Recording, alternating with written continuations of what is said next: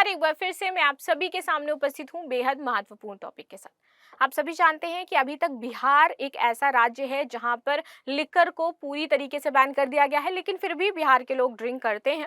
अब वो तस्करी होती है आपके नेपाल बॉर्डर से, थोड़ी महंगी भी मिलती है।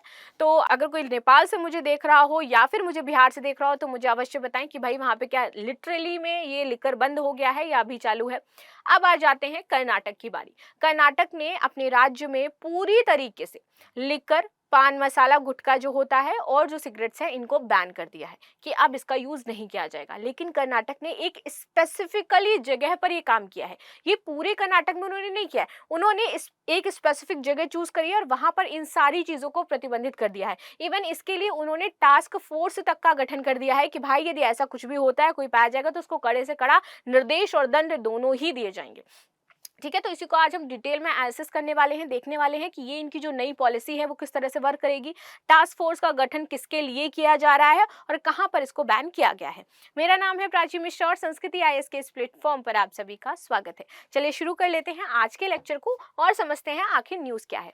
अब यहाँ सिगरेट, शराब और गुटखा बैन, जाने इस राज्य ने क्यों लिया इतना बड़ा फैसला।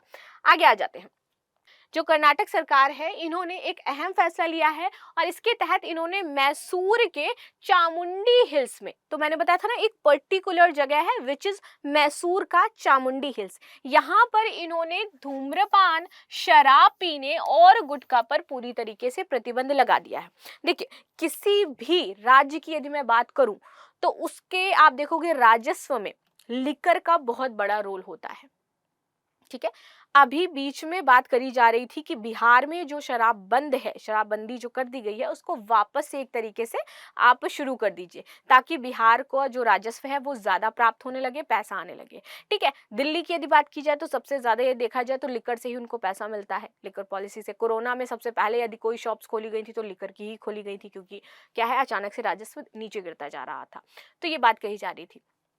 कर्नाटका पूरी तरीके से इसको बैन नहीं कर रहा है, लेकिन कर्नाटक को लगता है कि ये जो हिल्स वाला एरिया है, चामुंडा हिल्स वाला एरिया है, इस स्पेसिफिक जगह हमें क्या करना है, इसको बैन करना है। रीजन ये क्या है कि ये एक धार्मिक स्थान है और धार्मिक स्थान पर इस तरह की एक्टिविटीज नहीं होनी चाहिए। वहीं जैसे ही इन्होंने इसको बैन किया, कुछ ऑपोजिट लोग थे, उनका कहना था कि सरकार जो है वो धार्मिक स्थानों पर हस्तक्षेप नहीं कर सकती है, उसका कोई लेना देना नहीं है कि वो धार्मिक स्थानों के लिए नियम, कायदे, कानून बनाए और उसको कोई हक नहीं है कि वो वहां पर चीजों को बैन कर दे। बाकी आपकी क्या राय है मुझे बताइएगा कि ये जो बैन किया गया है ये वाकई सही है या गलत है। और जैसे मैंने बताया कि ये स्टेट के राजस्व के लिए बहुत ही ज्यादा महत्वपूर्ण हो जाती है, तो जनरली जो स्टेट्स हैं वो बहुत मुश्किल में ऐसा फैसला लेते हैं कि पूरी तरीके से हम इसको बैन कर देंगे। रीजन, क्योंकि पैसा आता है वहां से। चलो, मुख्यमंत्री हैं सिद्धारमैया, इन्होंने मंगलवार को इसकी घोषणा करते हुए बताया कि चामुंडी दर्शन के दौरान मोबाइल का इस्तेमाल भी आप लोग नहीं कर पाओगे। तो यहाँ पर बहुत सारी चीजों पर एक साथ प्रतिबंध लगाया गया है। सबसे पहले आपके लिकर, सिगरेट, इन सारी चीजों पर, दूसरा यहाँ पर मोबाइल फोन्स के यूज पर, साथ ही साथ चामुंडी हिल्स में चामुंडेश्वरी क्षेत्र विकास प्राधिकरण की बैठक की अध्यक्षता के बाद सीएम सिद्धारमैया ने बोला कि हमने प्रसादम भोजन वितरित करने, प्लास्टिक प्रतिबंध लागू करने और सुरक्षा बढ़ाने के लिए चामुंडी हिल्स में विभिन्न स्थानों पर सीसीटीवी कैमरे भी लगा दिए हैं। ठीक है, आगे यहाँ पर जो आप रील्स बनाते हो, वहां पर फोटोज खींचते हो, सोशल मीडिया का जो यूज है ये पूरी तरीके से प्रतिबंधित है, ये सारे काम आप वहां पर नहीं कर पाओगे। आगे देखते हैं, भक्तों की सुरक्षा के लिए टास्क फोर्स का यहाँ पर गठन किया जाएगा।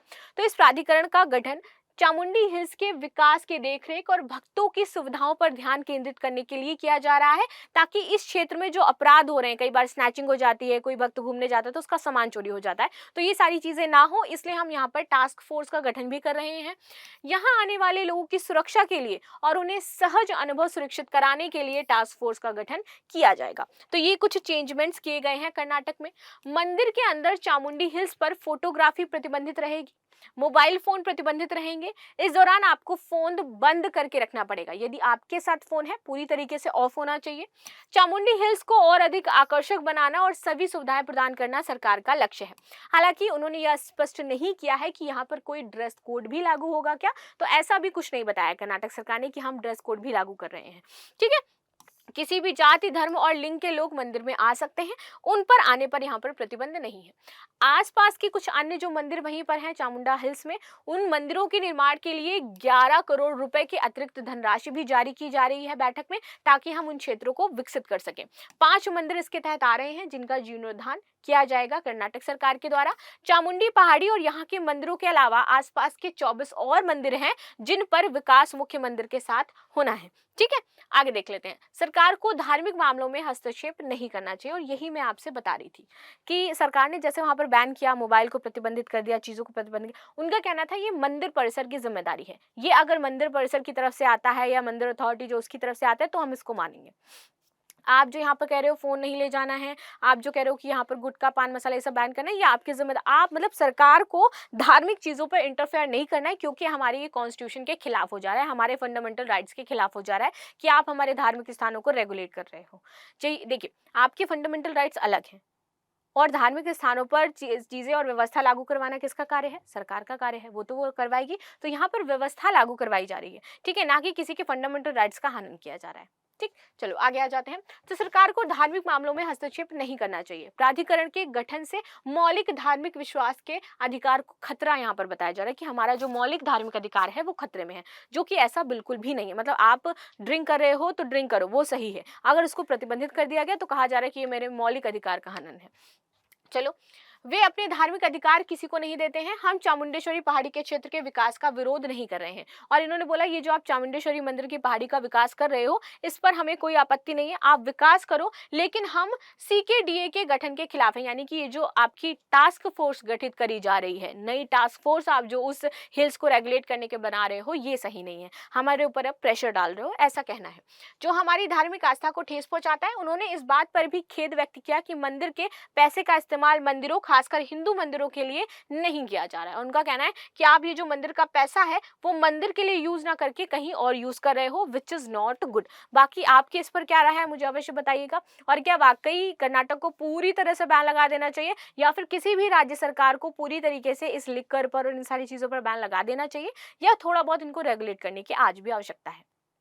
तो ये था आज का टॉपिक जो हमने डिस्कस किया। मिलते हैं नेक्स्ट क्लास में, तब तक के लिए धन्यवाद। लाइक शेयर सब्सक्राइब करना बिल्कुल भी ना भूलें, and thank you so much.